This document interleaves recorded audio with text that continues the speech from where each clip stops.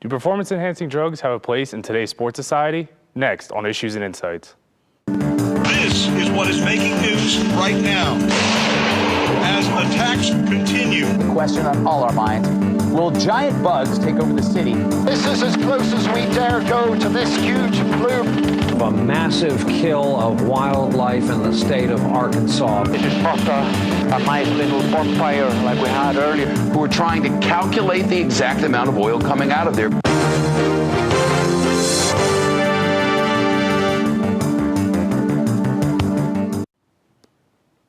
Hello, and welcome to this episode of Issues and Insights. I'm your host, Patrick Swisher, and today I'm joined by two Monmouth University athletes, Charlie Battis, a pitcher for the Monmouth baseball team, and Robbie Robinson, a runner for the Monmouth track and field team.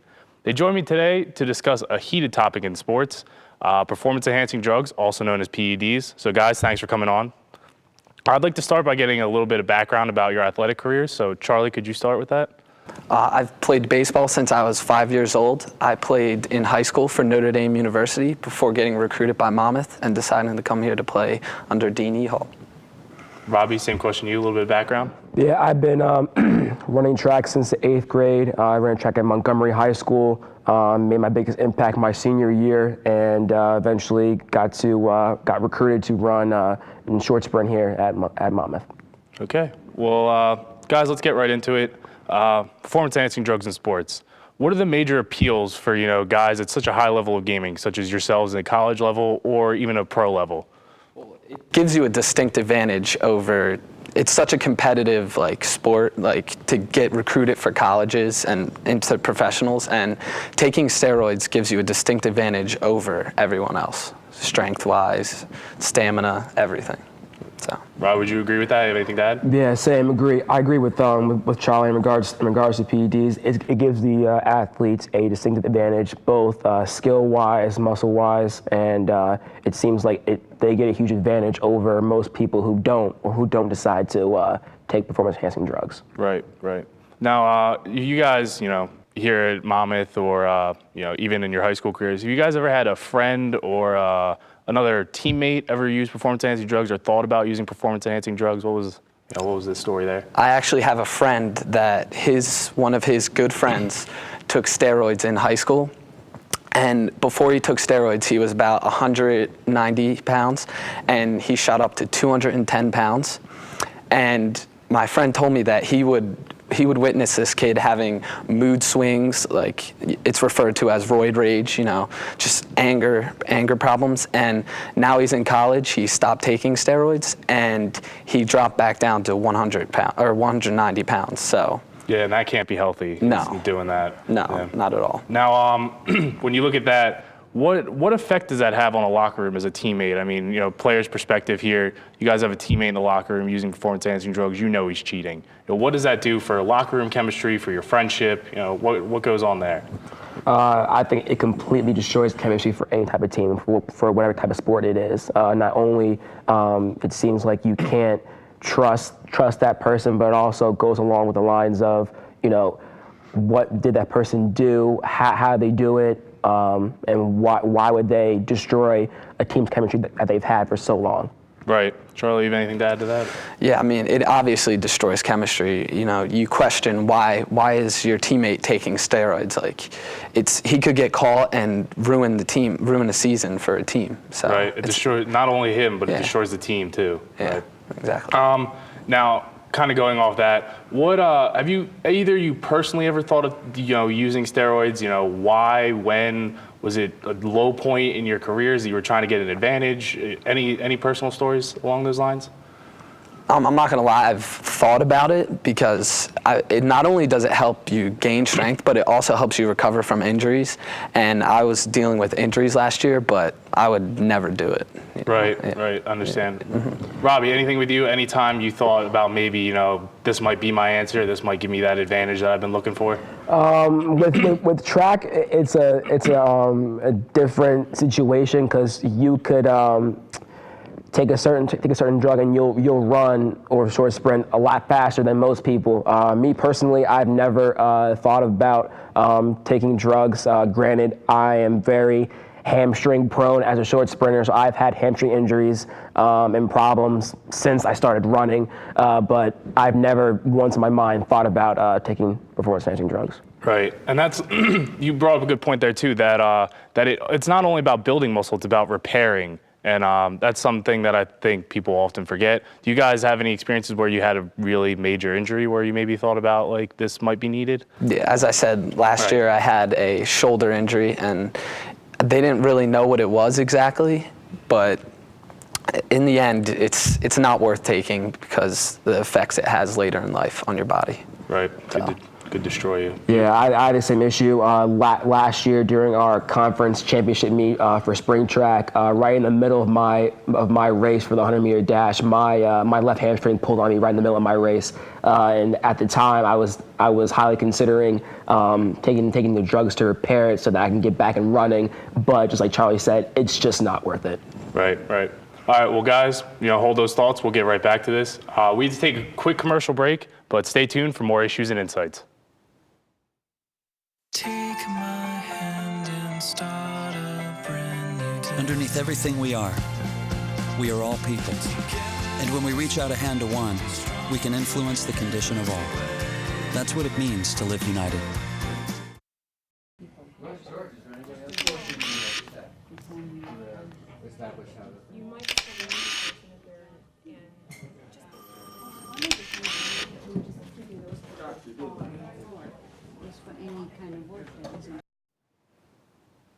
Hello, and welcome back to Issues and Insights. Once again, I'm your host, Patrick Swisher, and I'm joined by Charlie Battis, a pitcher here at Monmouth University, and Robbie Robinson, a track and field athlete here at Monmouth University. And we've been discussing performance-enhancing drugs and their place in sports. Guys, in the first half, we really covered personal experiences with PEDs and, what was going on in your personal lives. Now I kind of want to move over to a more professional side. And at the time of this filming, Alex Rodriguez is the biggest name in steroids. Biogenesis scandal, all of that. I kind of want to get your guys' take on A-Rod. What do you think his position is? Why do you think he's doing things such as suing the league like he is? And would you want to be his teammate at this point? Charlie, can you give us your thoughts? I mean, the Yankees had his back through all of the players. It was seemingly like that they had his back throughout the whole process. But A-Rod has obviously gone about it the wrong way. He obviously took steroids. He's been caught multiple times. And even after this year, I don't know what he's trying to get at. Like, why does he keep taking steroids? It's not necessary. Right. I guess it is for him to maintain how good he was, but. Right. Robbie, anything to add on that? Yeah, I agree with Charlie, and this isn't the first time that Alex got caught taking steroids. Back in the season of 2001-2003, he admitted to taking steroids when he was with the Texas Rangers. And not to mention, the Yankees as a whole, they've had a lot of injuries and issues this year. This was, I think, the first in 19 seasons that they didn't make the playoffs. And again, with multiple injuries and the whole Alex Rodriguez scandal, it really didn't help. And I actually question his motives and how he can be even considered a role model, so to speak, to younger up-and-coming baseball players. Right. Now, you made a great point there, role models. A lot of guys nowadays that are trying to enter, the Hall of Fame and everything get called into question for steroid use and, performance-enhancing drug use. I kind of would like to direct this question to Charlie, being a baseball player. What are your feelings on known users getting into the Hall of Fame? Do you think they deserve it? Do you think they don't? What's your feeling there? It's simple. They don't deserve to be in the Hall of Fame. They cheated the system. It's a banned substance.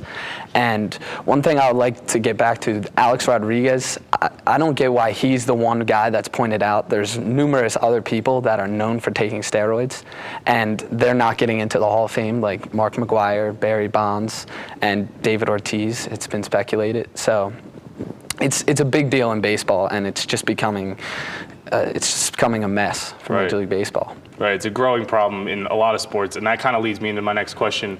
The NFL recently announced that they are trying to implement a new testing system similar to baseball, random testing throughout the season, not only the off season. What do you guys think about that? Do you think it's a good move by the NFL, or do you think they've had a good thing going and they should stick to that? Robbie, what are your thoughts on that? I think it's actually a definitely good idea, and I think it's actually similar to what we, as what Charlie and I, D1 athletes go through here in Monmouth. We do have random drug testing, and it can happen whenever. It doesn't have to happen your freshman year. It can happen your junior year. Because me, granted, I didn't get tested until my sophomore year, and the majority of my friends on the track team immediately got tested their freshman year. So I feel like it would be an advantage to not only individuals, but also to the different sports organizations as a whole. Right. Now, with that, do you guys think too? You kind of brought up a point there. Do you think people are sometimes targeted by these tests? A lot of athletes claim that they get targeted because they're having such a good season or they're putting up huge numbers and they get tested for that. Do you think people get targeted by the testing, or do you think it's just kind of their time to get tested? Well, that could be the case, but the testing has increased, and how strict they've become with it has increased, which I think is the right thing to do, because they need to get these banned substances out of all professional sports. It's simply cheating. Right. Robbie, you have anything to add to that? Yeah, I agree with Charlie. I think back in 2004, at the time, President Bush had wanted to make an appeal to completely ban all substances for all sports, and I stick to my guns in regards to the saying that actions speak louder than words. And with these athletes who are deciding to take these drugs to try to make themselves better, I mean, look what happened to Alex Rodriguez. He took these drugs, and honestly, some seasons it made him better, but for the last couple of years, they haven't really been helping him. Right. Kind of switching the topic too, same thing going back to the NFL. A lot of guys in the NFL have recently been caught using Adderall, substances such as that. What do you guys take on athletes using substances that don't enhance performance, don't build muscle, don't help injury recovery, such as Adderall, something that kind of still gives you an advantage but on a smaller scale? Yeah, as you said, Adderall, it's become more prevalent, the use of it in sports, but it still does give you an advantage. You focus. You can focus more. You're into the game. It's still unfair to me.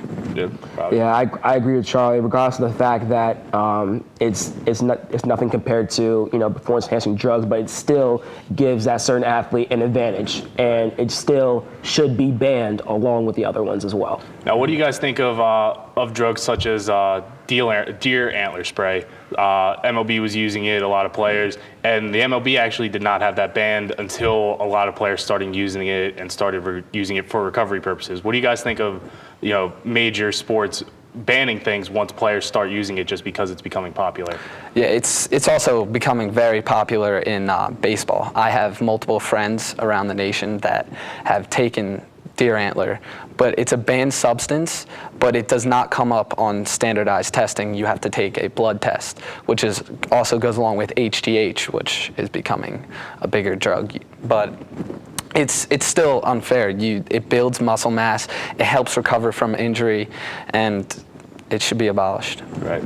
All right. Real quick, guys, we're running out of time here, but I want to get your final thoughts. PEDs in sports, legal or not? Charlie, your thoughts? I say no. It takes Alex Rodriguez, one of the biggest athletes in the world, and destroys his whole personal life. Robbie, your thoughts, yes or no? Yeah, no. All the drugs need to be banned. They need to be banned. So unfortunately, we're out of time for this episode of Issues and Insights. Once again, I'm your host, Patrick Swisher. I would like to thank you guys for coming on, discussing such a heated topic in sports today, performance-enhancing drugs. And once again, thanks for watching. This is what is making news right now.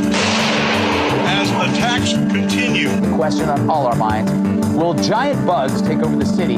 This is as close as we dare go to this huge blue. A massive kill of wildlife in the state.